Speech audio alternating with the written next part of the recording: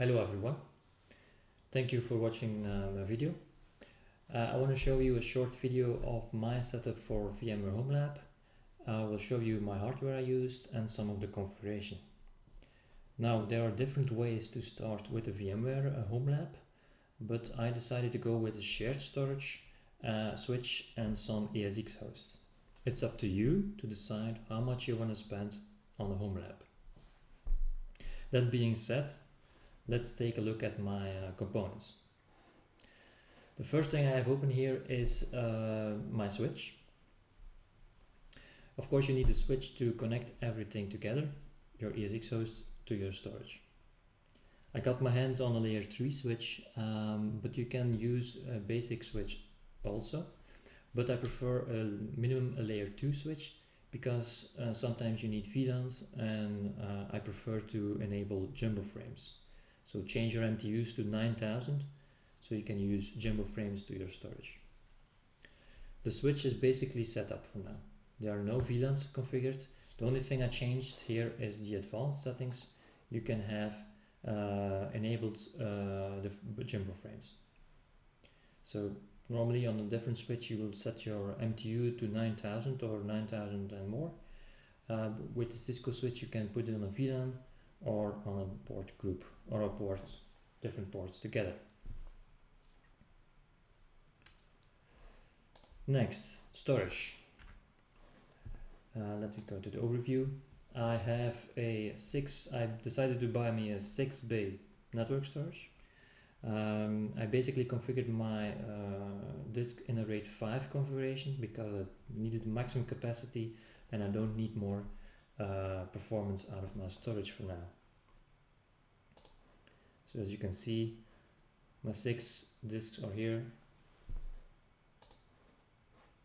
As you look at my volume, as you can see I have a RAID 5, capacity of 9 terabytes and 5 terabytes free. Next thing you will need is a data store to create a data store in VMware. So I decided to create a ISQC target. I kept my data store at a 1 terabyte because I'm using all tin provisioned VMs. But you can also grow in the future if you want. It's up to you to decide if you're going to use ISQC of NFS storage. Also possible to use NFS storage. Now for the ESX hosts. The ESX hosts I bought are Intel based servers and it's based on an Intel S2600 IP4 motherboard. I decided to go with a Xeon E5 2620 version 2. It's the new version. I don't think they are version 3 yet. And every host has around 78 gigabytes of RAM. The more RAM the better. I recommend as much as RAM as you can get. That's all of the hardware. Now let's look at the configuration for connecting your ISQC data store, in this case, to your hosts. The first thing I did was create a second virtual switch.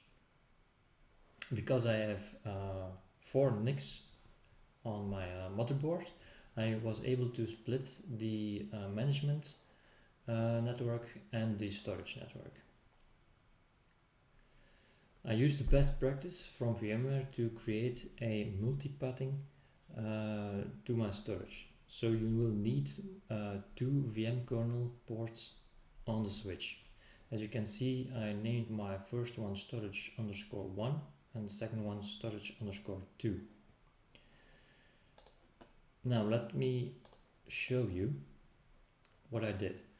For the first kernel port, it's important to set your MTU correctly. It's 9000. Give it the IP address. But the most important thing is the network. You need to override switch failover order so that one becomes an active adapter and the other one unused. This is because you need to create multi-pathing to have better performance and better connect and more connections to my storage.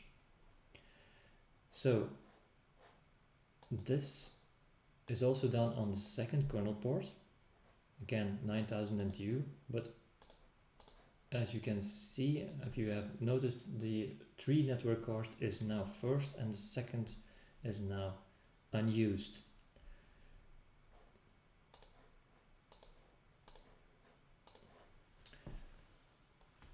This will create multipadding for now. We're not done. You go to storage adapters and you will have to add, it's already added here, your iSCSI software adapter. Once you've done that, you can go into properties and you can add those kernel ports to your kernel ports bindings. This will also create a path. I forgot, you have to add, of course, your iSCSI server location. I have 2 here. My primary is the 6-bay QNAP. I have a secondary, a 2-bay QNAP for my backup purposes. Once that is done, you have to rescan all the adapters for looking for the new storage. Once that is done, you should be able to add a storage and you should be able to see your disk, which is not the case right now because I already added my QNAP storage. You do the same on your other hosts to connect with your storage.